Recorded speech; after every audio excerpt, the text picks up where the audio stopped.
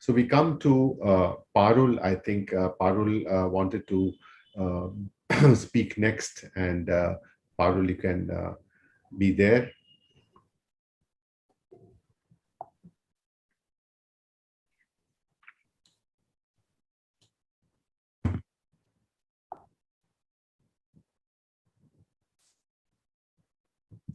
Good evening, everybody, and thank you, AIOS Scientific Committee, for having me. I'll be talking about dry eye following glaucoma medications and surgery. So, as the theme picture was, there are horns on the eye, and it's pretty much a devil which is there. And I guess it's Halloween all around for glaucoma patients, all around the year for glaucoma patients, because they have to have chronic medications and eventually laser and glaucoma surgery. So usually when we look at our patients in glaucoma clinic, we are looking at the intraocular pressure, we look at the optic nerve head, we look for notching, we look for any retinal nerve fiber layer defects, and we see if the visual fields and OCT parameters are deteriorating. But often we forget to make note of subtle dry eye findings, which eventually become very prominent. And the patient is likely to become non-compliant with medications if they have an itchy, pokey eye, which wasn't there when they were not putting the medications. And we need to remember that at least 45 to 60% of our patients are using glaucoma eye drops. They have an ocular surface disease. And the severity of the ocular surface disorder increases when we increase number of medications without tailor making the prescription. And when we substitute multiple brands, as was suggested by Dr. Sangwan, the excipients and buffers, they change and they create a havoc in the eye. The dry eye disease, the dysfunctional tear syndrome, or the ocular surface disorder, they are very conservatively described in literature as regards glaucoma because some of the post-trabeculectomy patients, they have discordance between the dry eye disease signs and symptoms, and some of the visual symptoms, which are a manifestation of dry eye disease, are overlapping with glaucoma. So you don't really know what are which visual symptoms to assign to either of the two diseases. So dry eye disease versus ocular surface disorder, I would say that DED is a part of the OSD spectrum. So we don't really need to go into too much nitty-gritty of that, but just understand that the surface is the one that is getting compromised with multiple medications and eventually with surgery. And these multiple medications are going to influence the success or failure of your surgery. So two things to remember: multiple medications and dry eye, whether pre-existing in the glaucoma patients, results in increased osmolarity of the tear film and inflammation of the ocular surface, as was mentioned in the previous talk as well. Now, most of us don't use clinical parameters to assess, most of us don't use any objective parameters to assess the osmolarity, but the inflammatory signs on the ocular surface are quite prominent if the patient is on long-term therapy. So the factors that result in postoperative dry eye disease in glaucoma patients are, of course, just like any other: age, the hormonal changes, and more prominently in women who are postmenopausal, an air-conditioned environment. If you are sitting in ACs throughout the summers and have blowers on in the winters, it really makes a mess out of the ocular surface. Multiple topical medications, the ones which are with preservatives, are definitely the devil.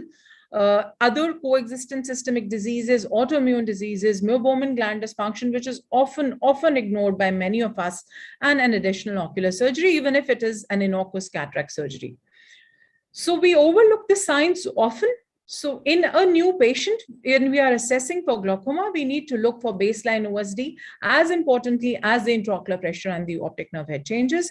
And in our follow-up patients, all signs of allergy, be it conjunctival hyperemia, chemosis, or periorbital erythema, are to be taken care of, noted, and definitely addressed to. Punctate epithelial erosion. So we often don't stain the conjunctival surface and look at what is happening, but that's a practice that I've recently started doing, and I've realized that that has made me change my therapy for a lot of my patients. Even filamentary keratitis and areolar punctate keratitis is seen in many. Lid margins, poor lid margins, I would rather say, they have meibomian gland dysfunction and they have telangiectatic changes. And we often forget to see the lid function. So blink rate and a possible lagophthalmos is there if patient is on multiple medications for very, very long time.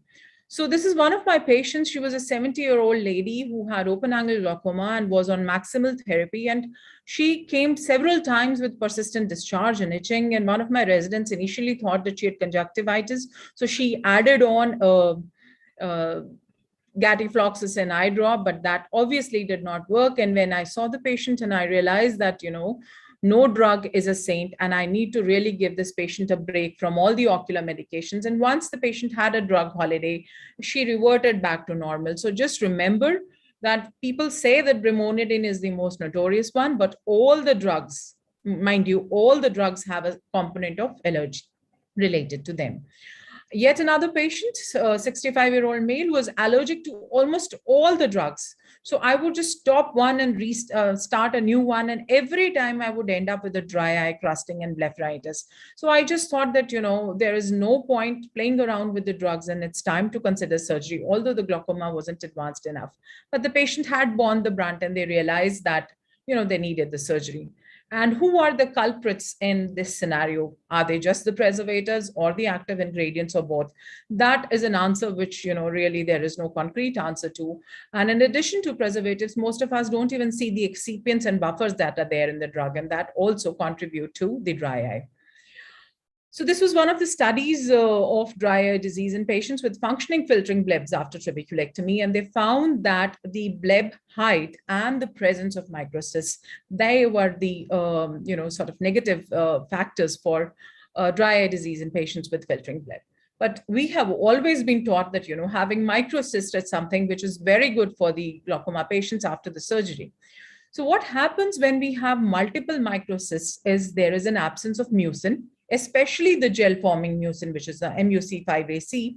And in addition to that, there is an irregular in thickness and numeral intraepithelial microcysts. That leads to reduction of the normal goblet cells. And the abnormal goblet cells that are there, they usually correspond to the location of microcyst, and they make matters worse.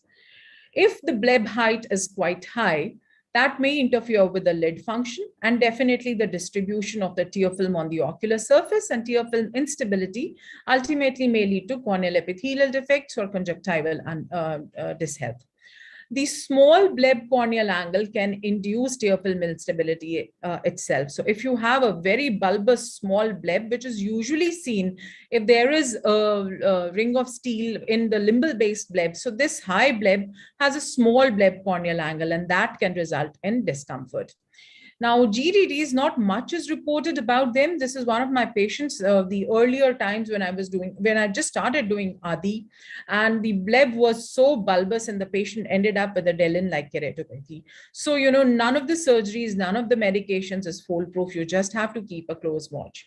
Dr. Sangwan had just shown in his slide that laser therapy has been advocated to save the eye as long as possible from the adverse effects of the medications. But in India, most of the patients, once you have done a laser, they feel that, the glaucoma is cured and don't really get back to you. So that is something that has to be drilled into their heads that, you have to come for regular follow-ups. So how to address the issue? We give artificial tears, preservative-free are always, always welcome. The other medications also to be switched to preservative-free. Cyclosporin, as we mentioned, can be added if you have telltale signs of conjunctival inflammation, which can be there in the form of, some small tortuosity of the conjunctival vessels, warm compresses if you have meibomian gland dysfunction, lid scrubbing, oral doxy, omega-3 fatty acids. Punctal plugs, some of the studies have cited use of these plugs, but, they act as a double-edged sword. So in the end, I would just conclude with the statement that no notice is taken of a little evil, but when it strikes, it really makes a mess of the eye. So that is something we have to keep in mind when we are treating our glaucoma patients, be it with medications or with surgery. Thank you so much. I cannot hear you, ma'am. Chitra, ma'am, you're muted. Yeah, thanks so much for a wonderful talk, and I enjoyed every bit of it. Partha should be joining in anytime soon. There's some network problem. But having said all that you did, we have so many patients of glaucoma with 4 medications and all, but they don't seem to have dry eyes, in spite of the fact that they're using all these medicines with their preservatives on, and it's just suddenly you come see a patient with a flare up, it's then you realize that Primordial has been there in it. So compared to the amount of volume of drops being put into the eye, don't you think that the ocular surface disease should have been humongous in glaucoma patients? And have you ever wondered that it is not as severe as it should be because they are on medicine every day of their lives? Ma'am, I would still say that it is quite humongous because the subtle changes are always there. I mean, if we are talking about very significant ones, which the patient will come to you with, a dire need to address the issue, they are definitely less. But if you closely observe, the ocular surface is crying for help after a year or two of medications. So those subtle changes are visible, and they definitely compromise the success of your trabeculectomy or the drainage implant, which you would eventually do. So addressing that, and as you say, multiple medications. Now, a lot of times when you see the prescriptions that people are getting, so they have a brimonidine timolol combination, they have a separate dorzolamide, they have a separate prostaglandin. So unless they tailor make the medication in a way that you have a prostaglandin timolol combination and a brinzolamide brimonidine together, so you reduce the frequency of drugs and eventually the effect of preservatives, which the rest of them would have brought in with them. That those small little steps, they do wonders for a long-term therapy. So I guess we really have to be more vigilant for the subtle signs before it really becomes, too pronounced to cause discomfort. Yeah, I would now invite Dr. Amit and then Dr. Jatinder Valla to bring out some salient facts in her wonderful talk. Dr. Amit, are you there? Amit is not there. Dr. Jatinder? Yeah, ma'am, I'm joining. Yeah. It was a very nice talk by Dr. Parul. As rightly pointed, the subtle changes are always there in the patients of glaucoma who are on long-term anti-glaucoma medications. It is that all the patients don't complain and we routinely don't see them on slit lamp and don't do conjunctival staining. We did a thesis where we did the impression cytology of the conjunctiva, and we found that the incidence of dry eye was very significant, particularly and it was significant in patients on the beta blockers. It was significant in patients on alpha agonists like brimonidine, and it was even there with patients using prostaglandin eye drops. So rightly pointed out that no drug is saint.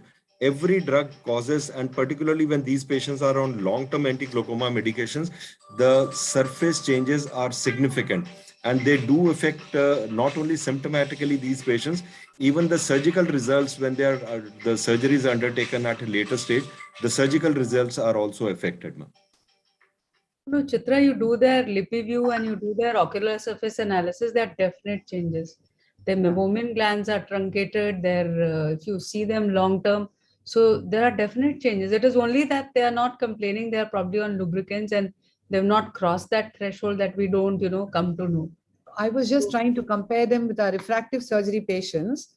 So I somehow feel that nerve transaction which happens in these procedures, the amount of issues, neuropathic pain or everything which happens, epithelial breakdown, all those things are more than in glaucoma when they are using so many medicines. We tend to add one more lubricant to them, and sometimes we don't because we are so worried that they should not stop the main medications too. So I was trying to compare them as against our refractive surgery patients whose eye look quiet, but they are so disturbed with it. No, So but the difference between refractive surgery patients and these are that refractory surgery patients, they would still regenerate the nerves, and that regeneration would happen within a year. But glaucoma patients, it's only downhill for them. It cannot be, reparative processes or procedures are not that robust for them. That is the only thing. Ma'am, and they have additional systemic diseases like diabetes and all. They all compound to the problem and the issues of dry eyes. I wasn't saying they don't have dry eyes. I said they are on medicines all through the years. For that, they come smiling into your room and they're comfortable. If you sit and put all of them through the battery of dry eye tests, I'm sure 60, 50 plus majority would have. It's just that. That is exactly what we are doing. All our glaucoma patients, Dr. Tanuj is actually doing a study, getting ocular surface analysis and LipiView for every patient. So that is they are more worried about their vision and their glaucoma than they are worried about a little bit of symptoms. So that's the reason they don't complain. Once you got something serious in your hand, you really don't bother about the smaller things in your life. Yeah. So this is probably that's the reason they don't really complain so much. So they're Sir, not even very when the complaining. disease is early. When the disease is early, the visual symptoms are not there. They will not complain, sir, but when they are, Symptoms- yeah, when I completely agree with Parul. No, the When they fear are of glaucoma, when they are fear of glaucoma following itself up is. for 20 plus years, then they will complain. No. Fear of glaucoma itself, all of them go and search in Google, go into the YouTube, and they know what glaucoma is, and they are really quite scared of they might become blind.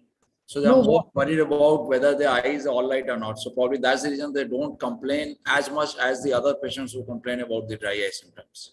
I think May I just add? In spite of so many of medications, they really never complain why you added so many medicines and for so many years, and then you follow up them so many, because so many times they're really worried about their eyesight more than anything else. Chitra, may I just add Yes. that sometimes the fault lies with our glaucoma specialists also, because the poor patient, when he goes to complain about any stickiness or discharge or pain or redness, he's poo-pooed and he's told by the glaucoma specialist that you know I'm preventing you from going blind, and you're all worried about little foreign No, body sensation. I don't think we are glaucoma section. We are sort of become relatives of these patients because they come twice or thrice a year over years. So their symptoms of dryness are downplayed by the glaucoma specialist. I have seen this happening. Then they come to us cornea people and then tell us that I told this to my glaucoma specialist. I've been telling her since 5 years, but she never listened. You know, so I've heard this complaint quite often. I'm not bringing down any specialty. I'm just saying that this is also a truth. Yeah. So now the glaucoma specialist should refer all his patients to the ocular surgeon. No, they don't have to refer Urban. They can manage it themselves. But I'm just saying that give the patient some credence for his symptoms. Yeah. How much of the trabeculectomy surgical failures could be attributed to the dry eyes and the inflammatory markers which increase? And if we see any failing bleb, we become even more aggressive with needling and mitomycin and all that. How many of us have actually thought of treating the dry eye status? You know, those kind of thoughts came to my mind, so I brought it up. I'm sure you may have something to add before we go on to our next speaker, Dr. Rishi. Anything to add, Dr. Parul? Yes, you know, a lot of times when immediately the post-operative course, say around week 3, when the Tenon's cyst or, it's starting to form, there is so much of inflammation and there is a cytokine storm that is happening, which is making the dry eye worse, and that's not addressed to. So in my practice, where I picked up from Dr. Spaeth that if you give indomethacin when the cytokine storm is strong, you take care of the inflammation, the bleb settles down, and all those associated inflammatory element for the dry eye also settles down. So those subtle changes of corkscrewing of conjunctival blood vessels and changes in the tenons, the changes which come with the cytokine peak need to be addressed to resolve all these issues. So with that, I would just like to conclude. Can I just make one comment? Yes, Dr. Shetty. Yeah, I just want to, I mean, since everyone's discussing why, glaucoma patients, sometimes they're, so long drops, they don't realize the symptoms, and this one, I truly feel that it's more of a gradual process of the side effect. But in terms of surgery, it is it's a sudden insult to the eye. So the patient realizes yesterday and today. But in drops, when you put long-term drops, the side effects slowly crop in. So I feel that could be one of the factors why the patients don't realize the slow cropping nature. But at one point, definitely, they start feeling the symptoms of, the dry eyes and other things. But, since it's a gradual process, not all people do tend in the early stage. So we shall, thanks a lot for the great discussion.